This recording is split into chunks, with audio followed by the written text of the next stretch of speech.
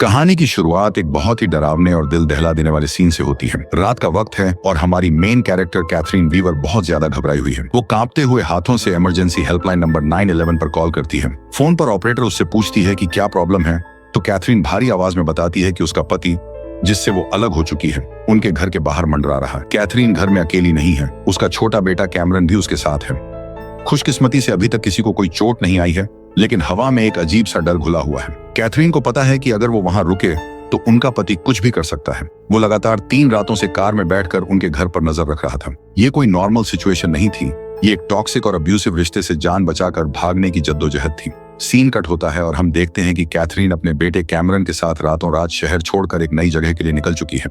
गाड़ी में सफर करते हुए कैथरीन कैमरन को समझाती है कि वो अब सोशल मीडिया का बिल्कुल भी इस्तेमाल नहीं करेगा। पिछली बार कैमरन की एक छोटी सी सोशल मीडिया पोस्ट की वजह से ही उसके डैड ने उनकी लोकेशन ट्रेस कर ली थी। कैमरन अभी छोटा है, उसे लगता है कि वो सिर्फ अपने दोस्तों से बात कर रहा है, लेकिन कैथरीन जानती है कि एक छोटी सी गलती उनकी जान पर भारी पड़ सकती है। वो कैमरन से कहती है कि जब तुम बड़े हो जाओगे तब इन बातों का मतलब समझोगे। कैमरन थोड़ा चिढ़ा हुआ है क्योंकि उसे अपना घर, अपने दोस्त, सब कुछ पीछे छोड़ना पड़ा है, लेकिन कैथरीन के पास अपने बेटे की सेफ्टी के अलावा और कोई ऑप्शन नहीं था। लंबा सफर तय करने के बाद वो दोनों एक बेहद ही शांत और सुनसान गांव में पहुंचते हैं।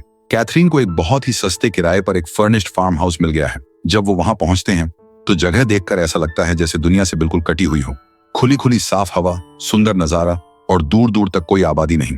कैथरीन को लगता है कि ये जगह उनके छुपने के लिए एकदम परफेक्ट है, क्योंकि यहाँ उनका पीछा करना किसी के लिए भी नामुमकिन सा है। लेकिन कैमरन उदास है। वो सोचता है कि इस सुनसान जगह पर वो नए दोस्त कैसे बनाएगा। तभी उनकी मुलाकात होती है उनके मकान मालिक आर्ट सिंक्लेयर से। आर्ट एक काफी सुलझे हुए और शरीफ इंसान लगते हैं जो उसी फार्म हाउस के बगल वाले घर में रहते हैं। आर्ट उन्हें घर का टूर कराते हैं। वो बताते हैं कि ये घर बहुत पुराना है, लगभग 1869 में बना था। घर अंदर से काफी बड़ा है। बाईं तरफ एक लिविंग रूम है जिसमें फायर प्लेस है, एक बहुत बड़े साइज का किचन है और काफी अच्छी नेचुरल लाइट आती है। लेकिन घर में एक अजीब सी खामोशी भी है, जैसे ये घर सालों से खाली पड़ा हो।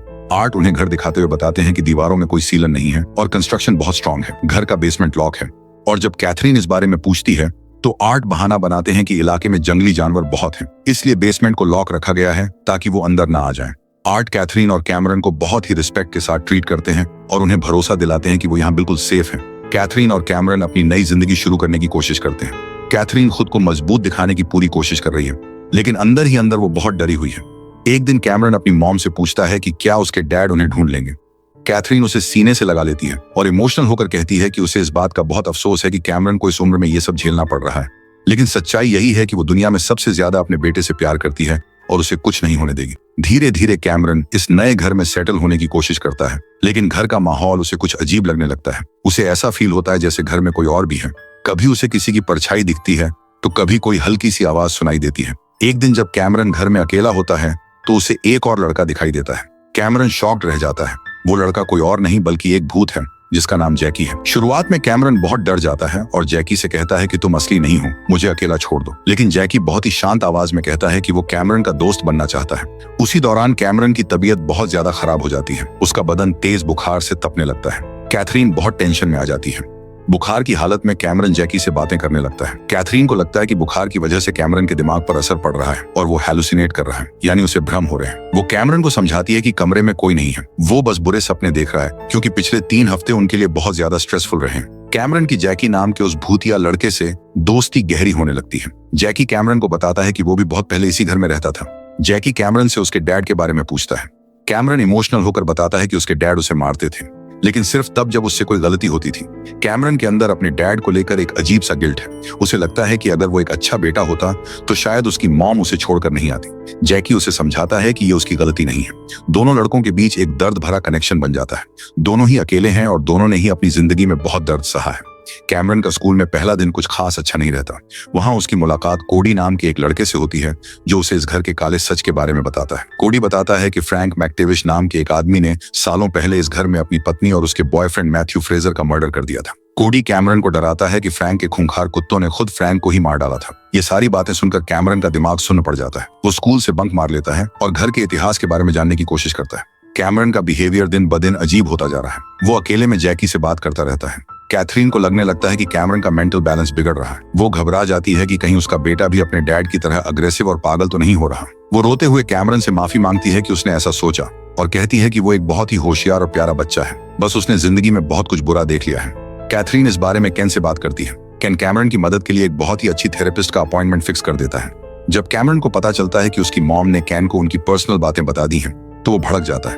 उसे लगता है कि उसकी प्राइवेसी छिन गई है। इन्हीं सब के बीच कहानी में एक और खौफनाक मोड़ आता है। कैमरन के पास एक फोन आता है। फोन की दूसरी तरफ कोई और नहीं बल्कि उसके डैड है। वो डैड जिससे जान बचाकर वो इतनी दूर भागे थे। उसके डैड उसे मैनिपुलेट करने की कोशिश करते हैं। वो कहते हैं कि उन्हें कैमरन की बहुत याद आती है और वो उससे बहुत प्यार करते हैं। कैमरन डर के मारे सुन्न पड़ जाता है। वो डैड से पूछता है कि क्या वो उनके पुराने घर के बाहर खड़े होकर उनका पीछा कर रहे थे। डैड साफ मुकर जाते हैं और बड़ी चालाकी से कहते हैं कि तुम्हारी मॉम को कुछ मेंटल प्रॉब्लम है। वो बिना वजह शक करती हैं। डैड कैमरन का ब्रेन वॉश करने की पूरी कोशिश करते हैं, लेकिन कैमरन अंदर से जानता है कि सच्चाई क्या है। वो ये बात अपनी मॉम को नहीं बताता क्योंकि वो नहीं चाहता कि उसकी मॉम फिर से किसी टेंशन में आ जाए। तभी जैकी का भूत कैमरन को एक बहुत बड़ा राज बताता है। जैकी कहता है कि फ्रैंक मैक्टेविश ने सिर्फ अपनी पत्नी और उसके लवर को ही नहीं मारा था, बल्कि इस घर में और भी बहुत कुछ भयानक हुआ है। जैकी कैमरन को अटारी एटिक में ले जाता है और उसे सच दिखाने की कोशिश करता है। कैमरन को यकीन हो जाता है कि घर में कहीं न कहीं उन लोगों की लाशें छुपी हुई हैं। वो अपनी मॉम को ये बात बताने की कोशिश करता है, लेकिन कोई उस पर यकीन नहीं करता।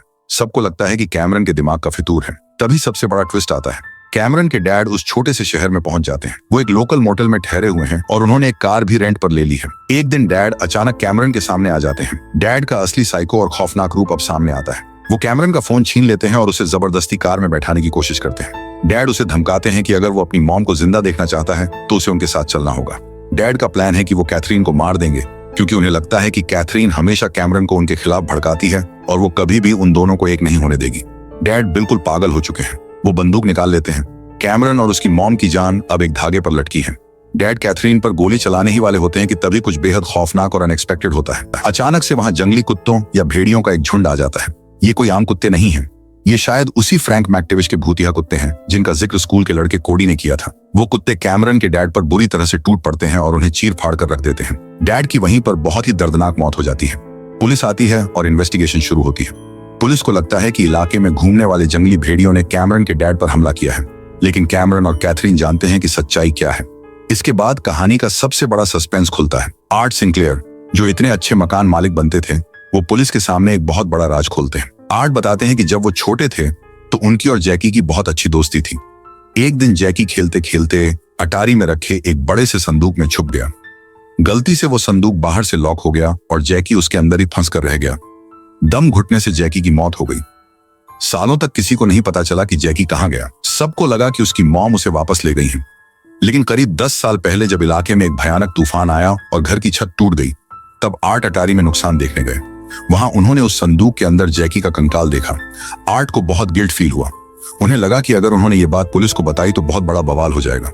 इसलिए उन्होंने चुपचाप जैकी के कंकाल को वहां से निकाला और उसे उस खुली जगह में दफना दिया जहां वो दोनों बचपन में खेलते थे और जहां जैकी बहुत खुश रहता था। जैकी का भूत इसी वजह से उस घर में भटक रहा था क्योंकि उसे मुक्ति नहीं मिली थी और उसका राज दुनिया के सामने नहीं आया था।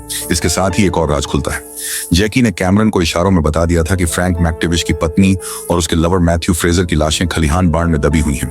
पुलिस वहां खुदाई करती है और फाइनली 100 साल से भी ज्यादा पुराने मिस्ट्री का सच दुनिया के सामने आ जाता है। सारे राज खुल चुके हैं। डैड का खौफ हमेशा के लिए खत्म हो चुका है। कैथरीन और कैमरन अब फाइनली एक आजाद और बिना डर वाली जिंदगी जी सकते हैं। कैन भी उनके साथ एक अच्छी फैमिली की तरह जुड़ जाता है। तो चलो, अपना कैमरन भी अपनी मॉम के साथ हमेशा के लिए सेफ हो गया। पुराने भूतों को भी फाइनली शांति मिल गई और अपनी कहानी का भी हो गया एक जबरदस्त हैप्पी एंडिंग।